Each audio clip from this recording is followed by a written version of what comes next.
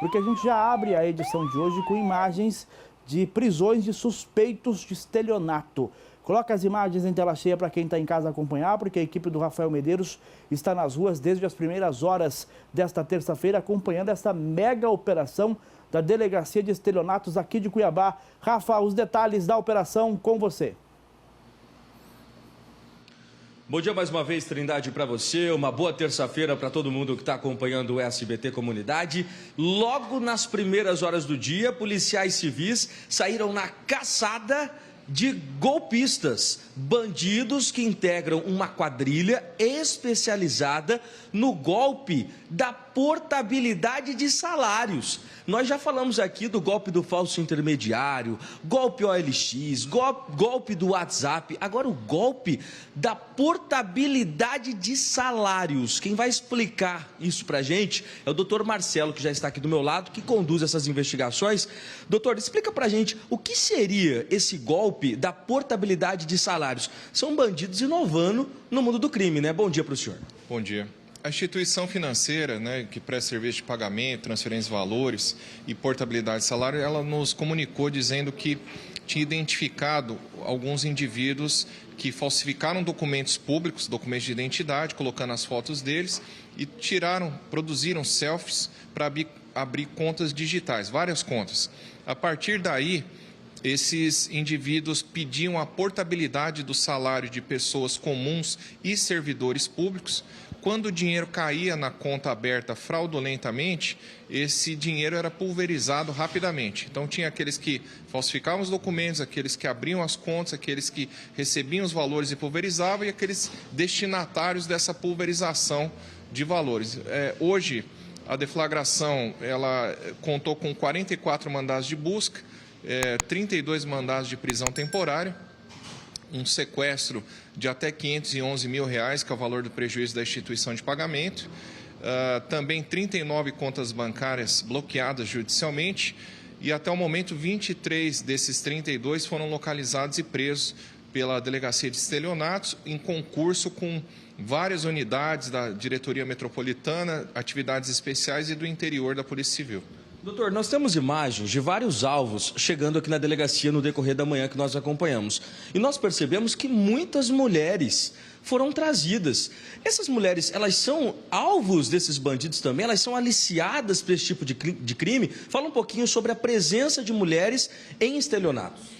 É um misto de ser aliciado e querer, né? Elas aderem ao intuito criminoso da associação e, no caso desse caso, ele está evoluindo para uma organização criminosa, porque os elementos caracterizadores da organização criminosa estão cada vez mais patentes.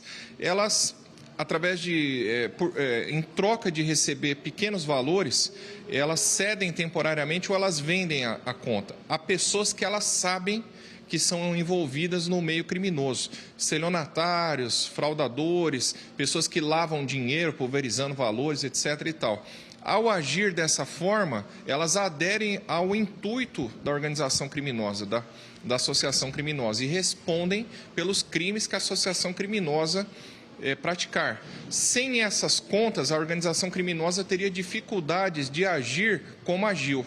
Então, a participação delas é relevante para o desiderato, para a finalidade que a organização criminosa foi criada. E prisões dessas mulheres serve de alerta para outras também, né, doutor? Sim, o objetivo é desestimular, né? A única maneira eficiente de combater, nós entendemos hoje, uma associação-organização que funciona semelhantemente a uma empresa, só que com um objetivo ilícito, é descapitalizá-la, né? Então, a prisão e o sequestro de bens e valores e veículos e contas bancárias serve para desestimular, né, essas pessoas a continuar nessas práticas delitivas. Doutor, fala um pouquinho para a gente dos mandados de buscas. Os mandados foram cumpridos aqui em Cuiabá e Várzea Grande. A gente percebe que teve muita coisa trazida para a delegacia, inclusive uma van com motocicletas avaliadas em R$20 mil. O que a polícia conseguiu tirar dessa organização criminosa em relação a bloqueios de bens e valores e em relação a materiais? O que foi apreendido na ação de hoje? Como, além das medidas cautelares de natureza probatória, busca e apreensão domiciliar, havia aquelas de natureza patrimonial, que visam aí assegurar o resultado efetivo e indenizar vítimas, etc., num dos alvos havia esses bens de certo valor econômico, um valor expressivo, razão pela qual, como havia ordem judicial, foram arrecadadas essas bicicletas elétricas e outros bens de valor para que fiquem à disposição da Justiça e, se o juiz entender o caso, sejam alienados e o valor revertido na restituição do prejuízo da vítima. Doutor, a gente percebe, o senhor falando aí dos modus operantes, de fato uma organização bem criminosa. Eles tinham escritórios do crime montados aqui na capital, também em Várzea Grande. Onde que acontecia esse esquema, essas adulterações de documentos? Até o presente momento, nós não identificamos uma sede física única. Usavam de suas casas para cada um fazer a sua função. Então, em algumas casas encontramos documentos falsos na data de hoje, e em outros lugares, outros petrechos, outros objetos utilizados aí nas fraudes. Então, não havia uma estrutura de escritório desse grupo, pelo menos não identificado até o momento. Mas ainda a investigação continua, né? E pode ser que nós identifiquemos algo semelhante a uma sede ou um escritório de golpes. Doutor, ficou algo a mais que eu queria destacar em relação a essa grande operação que está acontecendo? São mais de 200 policiais empenhados nessa caçada aí por pessoas envolvidas em estelionato. Pode ficar à vontade, fazer as suas considerações. Olha, foi uma investigação bem sucedida, graças a uma parceria da Polícia Civil com o setor antifraudes de instituições financeiras e de pagamento. Mato Grosso, nesse golpe da portabilidade, está na vanguarda, né? São poucas polícias civis estaduais que conseguiram um resultado expressivo nesse tipo de golpe da portabilidade de salário até o momento. Então, a gente está satisfeito, né, com essa parceria com as instituições de pagamento financeiras e esperamos aí continuar recebendo informações e conseguindo, através de ordens judiciais e cooperação dessas instituições financeiras, continuar a identificação dos indivíduos e o combate qualificado aí às organizações. Doutor, tem alguma orientação para trazer para quem está em casa? Muitas vezes a gente percebe, eu, por exemplo, estava aqui de manhã, muitas mães aqui na frente, olha, conselho, filha e tudo mais, e muitas vezes quem está assistindo acha que não vai dar em nada, que ela emprestar conta, não acontece nada com ela, e acontece, está a prova aí, não é a primeira operação que a gente mostra que pessoas que emprestam conta vão presas. Queria que o senhor trazesse essa orientação para quem está em casa, nos assistindo, que muitas vezes acha que não dá em nada, mas que traz consequências muito grandes. Na verdade, assim, a nossa orientação é desestimular essas práticas, né? O retorno é uma ilusão, ele não existe. A pessoa tem ali, sai da esfera de bons antecedentes para maus antecedentes, por vezes pode entrar na seara da reincidência, que complica muito o seu perfil criminológico, criminal, né?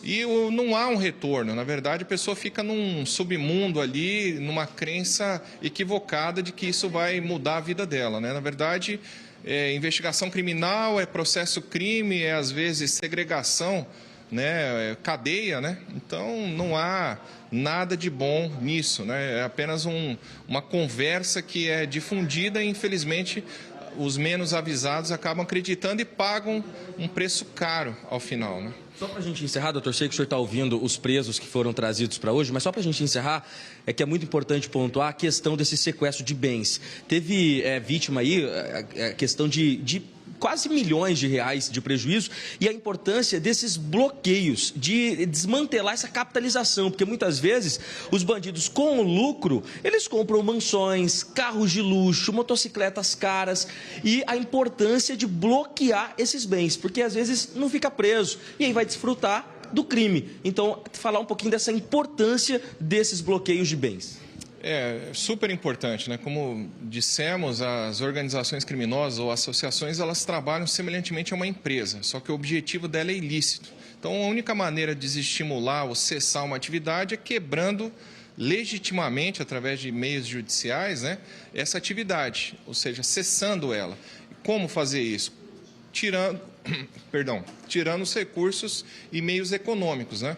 Então, nós bloqueamos as contas, nós apreendemos bens de valor e desestimulamos dessa maneira. O indivíduo não tem mais conta, ele vai ter que correr atrás de outras contas. Os bens que ele tanto ostenta nas redes sociais, eles são arrecadados, ele fica sem carro. Se tiver uma casa, às vezes o imóvel também é objeto de medida constritiva patrimonial. Ou seja, a gente vai retirando essa falácia que ele vende aí nas redes sociais, que na verdade aquilo não é um patrimônio lícito dele, é tudo obtido através da prática de crimes. Né? Obrigado, doutor Marcelo, pelas informações ao vivo. O doutor vai continuar ouvindo esses presos que foram trazidos aqui para a delegacia. Como o delegado disse, né, é uma vida de luxo com dinheiro dos outros. Só para você ter uma ideia, esses bandidos, eles integram a organização criminosa e o que eles faziam? Como o delegado bem explicou, eles criavam contas falsas em bancos online da internet e faziam portabilidades de salário. Tirava o salário do trabalhador do banco original dele e transferia para o banco online desses golpistas. E esse esquema aí chegou a movimentar milhões de reais. Uma grande operação da Polícia Civil, mais de 100 ordens judiciais e 23 bandidos presos até o momento. Agora vão ter que se explicar para a Justiça, vão passar por audiência de custódia, a operação segue em andamento. Qualquer atualização, Trindade, eu volto e atualizo tudo no SBT Comunidade. Eu volto contigo. Rafa, muito obrigado. 11 horas e 14 minutos. Nós estamos acompanhando mais uma vez as imagens em tela cheia dos alvos desta operação, chegando à Delegacia de Estelionatos aqui em Cuiabá, que cumpriu 116 mandados contra uma associação que estaria envolvida em golpes aplicados através da internet, golpes da falsa portabilidade de salários. Todas estas pessoas serão ouvidas e os depoimentos serão extremamente importantes para a sequência da investigação. É sempre bom repetir, aliás, agradeço ao doutor Marcel pela gentileza em atender a nossa equipe, em conversar com a nossa audiência, em explicar sobre a operação, em dar alerta sobre como se proteger. Muito obrigado ao delegado que está à frente da Delegacia de Repressão a Crimes de Estelionato em Cuiabá. Mas é importante você de casa entender que a operação não é o fim de uma investigação, ela é parte de uma investigação. E as provas que foram encontradas no cumprimento dos mandados e os depoimentos dos suspeitos presos são de extrema importância para a sequência dessa importante investigação da Polícia Civil.